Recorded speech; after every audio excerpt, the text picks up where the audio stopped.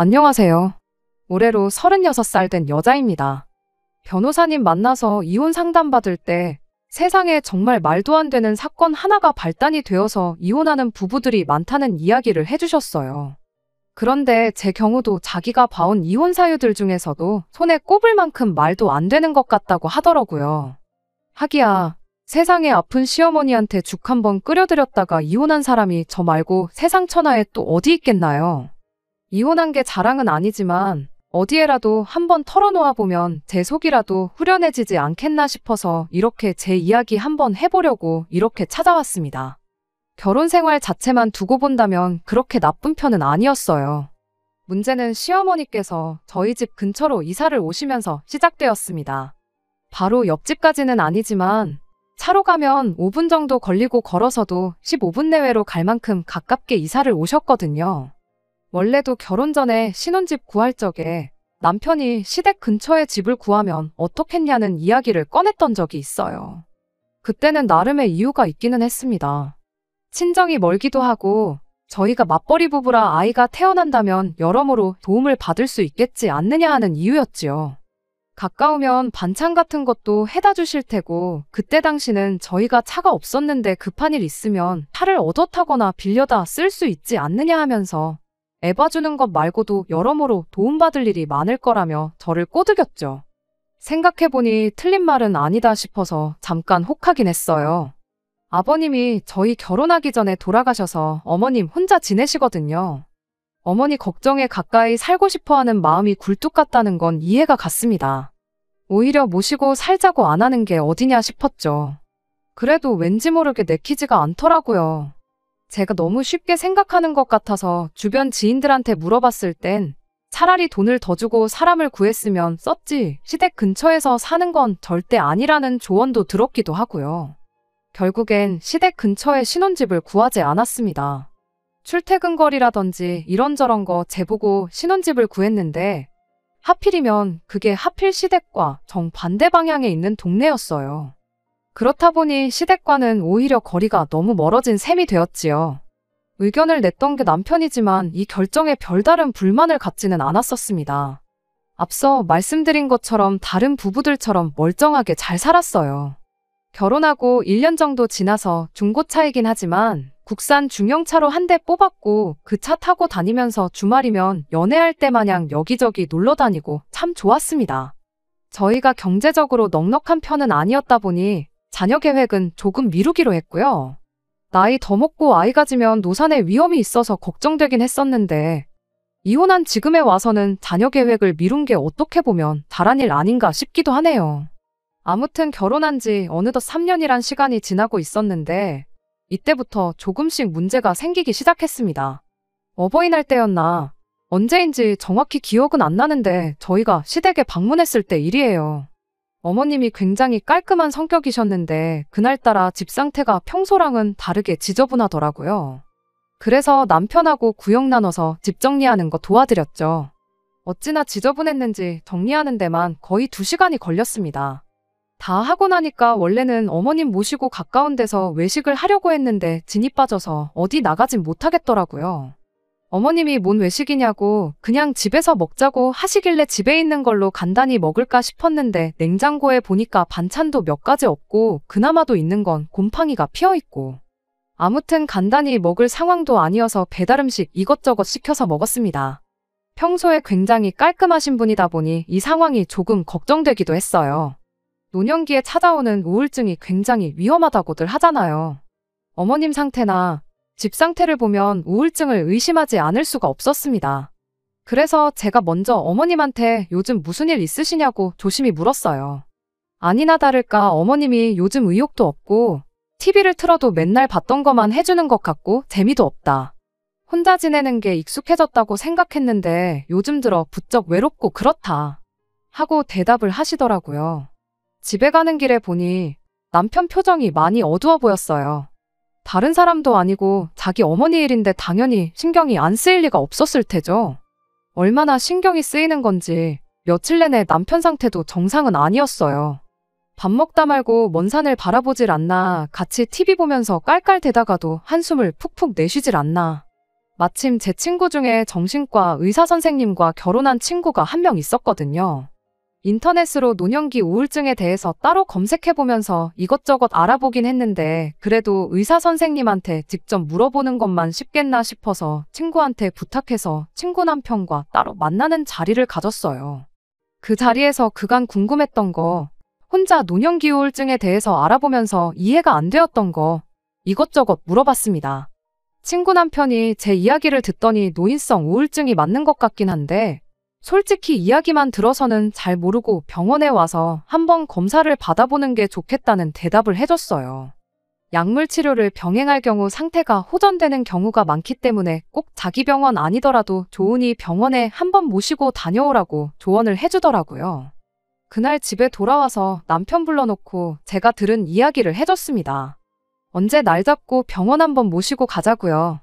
당신 어머니도 아니고 시어머니 일인데 나 대신 알아봐줬다고 고맙다는 인사를 듣고 싶어서 한 일은 아니었지만 남편은 그런 저를 두고 고마워하기는커녕 그러니까 지금 우리 엄마가 정신병자라고 말을 하고 싶은 거냐고 화를 내더라고요. 어이가 없어서 말문이 막혔지요. 내가 언제 어머님을 정신병자라고 했냐고 따졌더니 엄마 모시고 정신병원 가자는 게 그 소리 아니냐, 시어머니 정신병자 만드니까 기분이 좋냐 하면서 따지고 들더라니까요. 그러면서 한다는 소리가 그냥 결혼할 때 자기 말대로 시댁 근처에 집을 구했으면 이런 일도 없었을 거 아니냐며 저를 원망하는 거예요. 그날 엄마가 외롭다고 하는 말 못 들었느냐며 가까이 살면서 왕래가 많았으면 엄마가 외로워할 일도 없었을 거라고 마치 시어머니가 그런 기분을 느끼는 게 다 저 때문인 듯이 책임을 떠넘기더라고요. 그냥 외로워하시는 만큼 우리가 자주 찾아뵈면 되는 거고 그러면 금방 기분도 나아지실 거라고 하면서 이를 근본적으로 해결할 생각을 해야지 기껏 생각한 게 엄마 정신병원 보내서 정신병자 만드는 거냐고 짜증을 내는데 정말이지 어이가 없었어요. 아니, 현직 정신과 의사 선생님 하고 있는 친구 남편한테 직접 가서 물어본 건데 당신이 알아봐야 의사 선생님보다 더 잘 알겠냐고 한마디 했지요. 제 말이 틀린 말이 아니잖아요.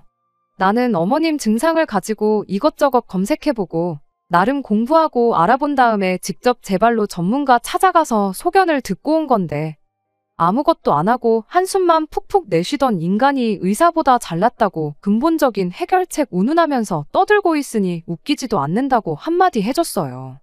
그랬더니 또 따지고 들기를 네 친구 남편이 돈 벌고 싶어서 하는 소리를 그대로 믿고 있냐고 세상 물정도 모른다는 소리를 하더라고요. 자기 병원 아니어도 된다고 했고 약 같은 거 처방받고 그러려면 자기 병원보다 집에서 가까운 병원이 더 좋으니 안 와도 된다고 했더니 그냥 하는 소리 아니었겠냐고 따지대요. 상담까지 받고 다 한 데다가 친구 남편이니 당연히 제가 그 병원으로 갈 거라 생각하고 한 말일 거라고요. 설마 당신 지금 의사 선생님 돈 못 벌까봐 걱정해주는 거냐? 니나 잘해라 하는 말이 목끝까지 차올랐지만 남편을 다른 사람도 아니고 제 친구 남편과 비교하는 거야말로 제 얼굴에 침 뱉는 꼴이기도 해서 참았습니다. 아무튼 그 일이 있은 뒤로 남편이 저한테 삐쳐서 며칠 동안 말도 안 했습니다. 저는 그래도 혹시나 하는 마음에 친구한테 전화해서 남편이 제시한 해결책은 어떤지에 대해서 의견을 물었어요. 그런데 그런 방법도 나쁜 건 아니라고 무조건 약물에 기대는 것도 좋은 건 아니니 일단 그렇게 해보고 경과를 지켜보라는 대답을 들었습니다. 정확히는 조금 극단적이긴 했지만 남편 말도 틀린 건 아니었죠. 그래서 좀 더 시댁에 신경을 쓰기로 했어요. 그런데 문제는 이때부터 남편이 전에 본 적 없는 둘도 없는 효자로 돌변했다는 거예요. 상황이 상황이니만큼 남편이 어머님 챙기는 건 당연하다고 생각했지만 날이 갈수록 도가 지나치다 싶을 정도로 변해가는 게 문제였습니다. 원래는 한 달에 2번 어머님을 뵈러 시댁에 다녀오기로 했는데 언젠가부터 당연하다는 듯이 주말만 되면 시댁에 가는 걸로 바뀌게 되었어요. 매주마다 시댁에 가는 게 불편하긴 했지만 아무래도 어머님 상태가 나아지는 기색이 없었다 보니까 그냥 참았어요. 저러다 남편도 안 되겠다 싶으면 병원에 모시고 가자고 하진 않을까 싶었거든요. 그런데 남편은 어머님을 병원에 모시고 가기는커녕 매 주말마다 시댁에 찾아가는 것도 모자라 이제는 아예 하루를 자고 오면 어떻겠냐고 나오더라고요. 그전까지는 다 어머님을 위해서라 생각하고 참았지만 그때부터는 저도 버겁고 이게 맞나 싶을 정도로 힘들다는 느낌을 받기 시작했습니다. 오죽했으면 이럴 바에 그냥 신혼집을 시댁 근처로 구하자고 할 때 그러자고 했으면 좋았겠다 싶을 정도로 말이에요. 남편이야 결혼 전에 살던 집이니 익숙해서 편할지 모르겠지만 저는 원래도 잠자리가 바뀌면 잠을 잘 못 자는 성격이거든요. 게다가 시댁이 집이 넓지가 않아요. 남편이 총각이던 시절에 쓰던 방이 그대로 남아있긴 하고 남편이 쓰던 침대며 책상이며 그대로 있긴 한데 그 침대가 남편 혼자만 쓰던 1인용 침대였거든요. 원래도 제가 자는 게 예민해서 바닥에서 못 자기도 하는데 그렇다고 제가 침대를 쓰고 남편을 바닥에서 재우기엔 또 시어머니 눈치가 보여서 그렇게는 못 하겠더라고요. 반대로 남편이 침대를 쓰고 제가 바닥에서 자자니 그건 또 그거대로 싫었고요. 게다가 남편이 나간 뒤로부터 어머님이 안 쓰는 짐이며 물건들 이것저것을 남편이 쓰던 방에다 몰아놓은 상황이었던 터라 솔직히 누구 한 명이 바닥에서 자는 것도 불가능한 상황이었습니다. 결국엔 두 사람 다 거실에 이부자리 깔아놓고 바닥에서 잤어요. 가뜩이나 불편해서 잠도 못 이루겠는데 그 와중에 현관문 센서 등은 아무도 안 지나가는데도 왜 그렇게 지 혼자 껌뻑껌뻑 거리던지. 내내 일하다가 주말 이틀 쉬는 건데 그중 하루를 잠을 설치면서 보내니 피로도 전혀 안 풀리고 쉬었다는 느낌도 전혀 안 들었다 보니 월요일만 되면 몸이 축 처지고 의욕도 안 생기고 무기력해졌어요. 이러다간 어머님뿐만 아니라 저도 우울증에 걸리는 게 아닐까 싶을 정도로 힘들었습니다. 그나마 시어머니께서 저한테 고생이 많다며 늘 고맙다고 해주셨던 게 위안이 되었습니다. 당연히 해야 할 일 하는 건데 생색내지 말라는 남편과 비교하면 천지 차이였으니까요. 그러다 제가 힘들어한다는 걸 시어머니도 어렴풋이 느끼고 계셨었나 봐요. 언젠가 저랑 남편 불러놓고 하시는 말이 둘이서 매번 주말마다 이게 무슨 고생이냐며 당신 혼자 어떻게든 이겨내 볼 테니 당분간 오지 말라고 하시더라고요. 그런데 남편은 그걸 두고 또 저한테 뭐라고 한 소리를 하기 시작했어요. 네가 얼마나 불편한 티를 냈으면 어머니가 저런 말까지 하시겠냐고요. 며느리가 시어머니 눈치 보게 만드는 게 맞냐며 노발대발 아주 난리도 아니었습니다. 그때 저도 인내의 끈이 끊어졌던 것 같아요. 여태까지 아무리 힘들어도 당사자인 어머님보다 힘들겠냐고 되새기면서 몇 번을 참고 또 참았는데 정작 남편이라는 사람이 그런 제 마음은 알아주지 못할 망정. 무조건 어머니가 저렇게 된 것도 시댁 근처로 신혼집 구하기 싫다던 제 탓이고 어머님이 저희 눈치 보는 것 또한 제 탓이고 제 잘못이라고 떠들고 있었으니 말이죠. 그래서 말 나온 김에 확실하게 이젠 더는 못하겠다고 말했습니다. 정 그렇다면 나는 토요일 저녁에 차 끌고 들어갈 테니 당신 혼자 어머님 댁에서 자고 오라고 했어요. 그러니까 그건 또 싫다고 하더라고요. 이유가 뭐냐고 했더니 제가 차를 끌고 가버리면 자기가 집에 들어가기 불편하다는 말도 안 되는 이유였습니다. 어머니가 걱정된다면서 그 정도 불편도 감내 못하냐고 그럼 내가 대중교통 타고 어떻게든 혼자서 집에 가고 차는 두고 갈 테니 어머님 댁에서 있고 싶은 만큼 있다 오라고 했어요. 이젠 또 무슨 이유를 대면서 싫다고 하려나 싶었는데 아니나 다를까 저 먼저 가버리면 어머니가 그걸 가지고 섭섭해하실 거라며 협조 좀 하라고 우기대요.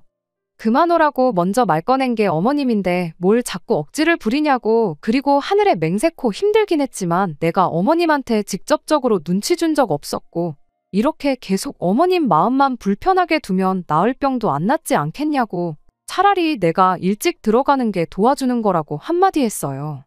상식적으로 생각해도 제가 한 말이 틀린 게 없으니 남편도 어떻게 반박을 못 하더라고요. 그 다음 주가 돼서 어머님한테 앞으로 저는 하루만 있다 가고 남편이 주말 내내 같이 있기로 했다고 말씀드리니 어머님이 잘 됐다면서 그럴 게 아니고 저는 그냥 안 와도 된다고 하시더라고요. 와서 내내 집안일만 하고 그러는 거 보면 안쓰럽고 미안해서 힘들었다고 강하게 입장을 이야기하시는데 아무리 남편이라고 해도 오지 말라고 하시는데 그런 저를 억지로 데려올 수가 없었어요. 그렇게 남편만 혼자 시댁에 다녀오게 되었어요. 이따금씩 한 번은 같이 따라갔다가 적당한 시간 봐서 혼자 돌아오는 식으로 저도 제 나름대로 최선을 다했습니다. 한 번은 남편이 다음날 점심때도 안 돼서 집에 돌아왔길래 뭐 이렇게 일찍 왔느냐고 물어봤어요. 그랬더니 제가 없으면 할 게 없어서 일찍 왔다는 소리를 하더라고요. 우리가 뭐 어머님 댁에 그동안 놀러 갔던 거냐고, 같이 시간 보내드리러 갔던 거 아니냐. 이렇게 일찍 올 거면 그동안 뭐하러 하루를 자고 왔냐고. 앞으로는 저녁 식사까지 같이 하고 있을 만큼 시간 보내다가 들어오라고 했습니다. 아무튼 주말에 오롯이 하루를 쉴 수 있게 되니 그건 참 좋았네요.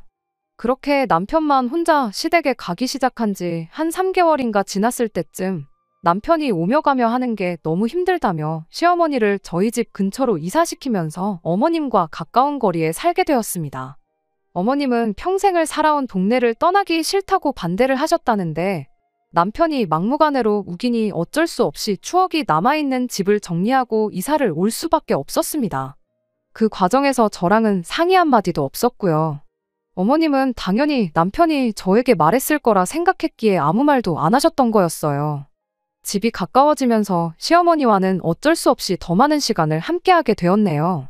다행인 건 새로 이사한 집은 먼저 살던 집보다 훨씬 더 좁아져서 자고 올 일은 없었다는 거예요. 결혼할 때랑 마찬가지로 모시고 살겠다고 집으로 합가안시킨 게 어디냐 생각하고 좋게 생각하기로 했죠. 그런데 오히려 어머님이 가까이 살게 되니 그렇게 어머니 걱정된다고 챙기던 남편이 어머님한테 소홀해지기 시작했습니다. 주말이 되면 평일에 잘해드리지 않냐면서 그간 자기 못 놀러 다닌 걸 보상이라도 받으려는 듯 혼자 여기저기 놀러 다니더라고요. 친구들하고 1박 2일로 낚시며 캠핑 같은 것도 하러 다니고 일요일 아침에 조기축구회도 나가기 시작하고 그간 남편도 매 주말마다 시댁 오며 가며 고생했으니 그 정도는 못 누릴 건 아니라고 생각했고 어머님도 남편이 주말에 어딜 놀러 간다고 해서 그걸 가지고 섭섭해하지 않으셨어요. 그런데 어이가 없었던 건 남편이 그렇게 놀러 나갈 때마다 저한테 어머니하고 시간 좀 같이 보내라며 부탁을 하고 갔다는 거예요. 그간 자기 혼자 시댁에 오며 가며 하지 않았냐며 저보고 그 정도는 당연히 해줄 수 있느냐고 하는데 할 말이 잔뜩 있었지만 괜히 또 싸우고 싶지 않아서 알겠다고 했어요. 그렇다고 제가 남편한테 져준 건 아니었습니다. 저도 나름대로 계획이 다 있었거든요. 저나 남편 없이도 어머님이 평일이고 주말이고 혼자서 활동적이게 보내실 수 있게 또래분들하고 어울릴 수 있는 동호회 같은 것도 찾아드렸고 구민회관 같은 데서 있는 수업 같은 거 수강 신청도 해드렸어요. 어떤 날 하루는 아예 어머님을 모시고 병원도 다녀왔고요. 그렇게 몇 달 지나니까 어머님이 친구분도 많이 만드셔서 굳이 저희가 아니어도 여기저기 놀러 다니시게 되었고 매일 같이 하던 저녁 식사도 일주일에 한두 번 정도로 줄어들게 되었습니다. 거의 1년 가까이를 고생했는데도 좀처럼 나아지지 않았던 어머님 상태가 엄청 좋아지기 시작했던 거예요. 어머님은 병원 다녀오고 나서 약 먹고 나니까 훨씬 좋다고 하셨는데 남편은 끝까지 그걸 인정하지 않고 자기가 집 근처로 이사를 시킨 덕분에 좋아진 거라고 온갖 생색을 다 냈어요. 뭐 이러나 저러나 어머님 상태가 좋아졌는데 누구 공이 더 컸나 따지고 그럴 게 뭐가 있나요? 좋은 게 좋은 거라고 그냥 그러려니 하고 말았죠. 그러던 어느 날이었습니다. 남편은 또 아침 대바람부터 친구들하고 캠핑을 다녀오겠다며 집을 나갔어요. 나가면서 평소처럼 저한테 집에서 놀지만 말고 엄마 좀 신경 써달라고 말을 하고 나갔고 저는 알겠다고 대답을 했어요. 그때는 어머님 상태가 거의 다 나았다고 봐도 무방할 정도로 좋아진 상황이었다 보니 크게 신경 안 쓰고 점심 조금 지난 시간까지 제 볼일을 보면서 쉬고 있었습니다. 그러다 식사 때가 되니까 어머님 생각이 나더라고요. 아직 식사 안 하셨으면 저희 집에 오셔서 같이 식사나 하자고 물어봐야겠다 싶어서 전화를 드렸어요. 그런데 어머님이 거의 다 죽어가는 목소리로 전화를 받으시더라고요. 무슨 일이냐고 괜찮으시냐고 물었더니 그저께 같이 수업 들으면서 친해진 분들하고 어디를 놀러 갔다 왔는데 그때 뭐를 잘못 먹은 건지 싶다고 하시면서 어제부터 아무것도 못 드신 상황이라고 하셨어요. 그래서 부랴부랴 시댁으로 향했죠. 장염으로 고생해보신 분들은 다 아시겠지만 이틀 동안 밥도 안 먹고 위아래로 쏟아내기만 하면 정말 손도 까딱 못할 만큼 진이 빠지고 힘들잖아요. 그래서 죽이라도 한 그릇 끓여드려야겠다 싶어서 찾아간 거예요. 아니나 다를까 어머님이 얼마나 고생을 하셨는지 얼굴이 아주 반쪽이 되셔서는 집에서도 거의 기어다니다시피 계시더군요. 잠시만 기다리시라고 금방 죽이라도 끓여서 드릴 테니 일단 그거 드시고 기운 좀 차리시라고 했죠. 그리고 시댁에 있던 재료들 가지고 야채죽을 끓이기 시작했어요. 그러던 중에 남편한테 전화가 왔습니다. 한참 캠핑장 다 도착해서 놀고 있는데 같이 놀러간 친구 한 놈이 룸사롱 다녀온 영수증을 마누라한테 들켜서 대판 싸움이 나는 바람에 결국 캠핑이 파투가 나버렸다더라고요. 그래서 집에 왔는데 집에 아무도 없어서 어디냐고 물으려고 전화를 한 거였어요. 남편한테 어머님이 장염 때문에 엄청 고생 중이신 것 같아서 죽 한 그릇 끓여드리려고 시댁에 와 있다고 대답했더니 남편이 어머니 많이 아프시냐 묻고는 자기도 여기로 오겠다고 하더라고요. 남편이 온다고 뭐 달라지는 건 없겠지만 온다는데 오지 말라고 하기도 뭐해서 그러라고 했습니다. 그리고 저는 다시 죽을 끓이기 시작했지요. 이윽고 남편이 시댁에 도착했는데 뭐가 그리 신이 난 건지 콧노래를 흥얼거리면서 들어오더라고요. 룸사롱 다녀왔다고 남편 놀지도 못하게 하는 친구 마누라랑 비교하면 아픈 시어머니 죽 끓여주는 우리 마누라가 100배 1000배 낫지 하면서 혼잣말을 하는 게 제가 어머님을 챙기고 있는 게 기분이 좋았나 보구나 싶었어요. 그때까지만 해도 저도 덩달아 기분이 좋았는데 사건은 남편이 주방에 들어오면서 순식간에 터져버렸어요. 우리 마누라가 최고라면서 들어왔는데 제가 끓이고 있는 죽을 보더니 뭐 이렇게 건더기가 없냐고 하면서 갑자기 미친 사람처럼 화를 내기 시작하더라고요. 시어머니가 우습게 보이냐면서 뭔 건더기도 하나 없는 죽을 끓였냐면서 마트가 코앞인데 너는 전복 하나 사러 갈 정성도 없냐고 하면서 갑자기 입에 개거품을 물면서 따지고 들기 시작했습니다. 난데없이 이 인간이 미쳤나 싶었는데 가만 보니까 얼굴도 시뻘겋고 입에서 술 냄새가 나는 게 이 인간이 술을 마시고 왔나 보더라고요. 가만 생각해보니 캠핑장에서 막 자리 피고 놀기 시작하다가 친구 때문에 파토가 났다는 말이 떠올랐어요. 그렇다는 건 이미 술은 캠핑장에 도착했을 때부터 마시기 시작했던 거고 거기서부터 집까지 그 먼 거리를 술 먹고 운전해서 왔다는 소리잖아요. 그래서 남편한테 지금 술 먹고 운전해서 여기까지 온 거냐고 제정신이냐고 한마디 했어요. 암만 놀던 중에 파토가 났다고 한들 술을 마셨으면 술을 깨고 나서 오는 게 정상 아니냐고요. 그랬더니 말 돌리지 말라면서 짜증을 내더라고요. 당장 마트 가서 전복 하나 사와서 제대로 된 죽을 끓이라면서 성질을 부리는데 제가 싫다고 어머님 죽일 일 있냐고 전복을 왜 넣냐고 한마디 하는데 남편이 난데없이 펄펄 끓는 냄비를 그대로 엎어버리더군요. 냄비가 엎어지면서 펄펄 끓던 죽이 제 발등에 조금 튀어서 저도 모르게 비명을 질렀습니다. 어머님이 그 소리를 듣고는 아픈 몸이 끌고 나오셔서는 이게 다 무슨 일이냐고 묻더라고요.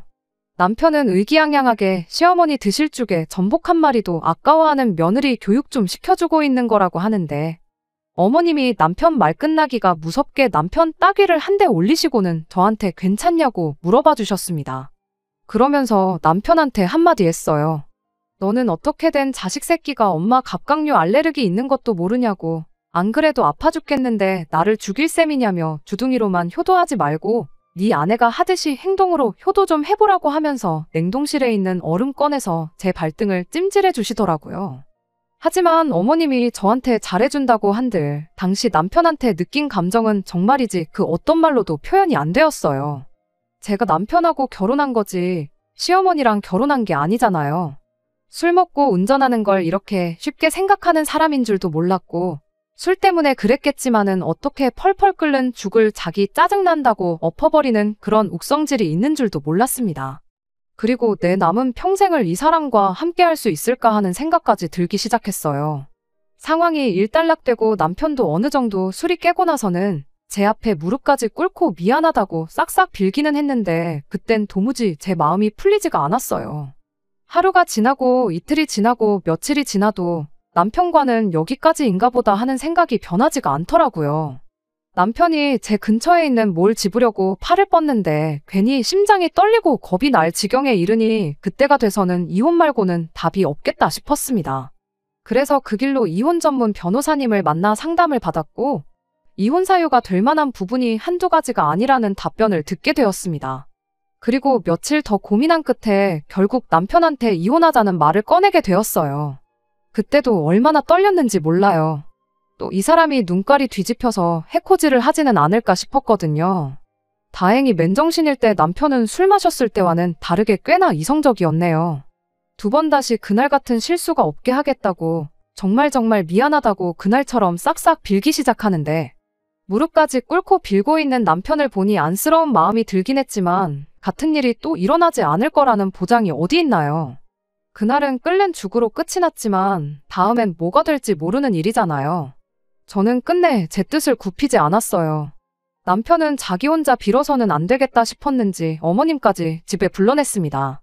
어머님까지 가세해서 빌면 제가 마음을 돌릴 거라고 생각했는가 봐요. 그런데 의외로 어머님은 거기서 당신 아들인 남편의 편이 아니라 제 편을 들어주셨습니다. 똑같은 상황이 당신한테 벌어졌다면 당신도 저랑 똑같이 이혼을 했을 거라고요. 어머님하고는 나중에 단둘이 만나 이야기를 나눴어요.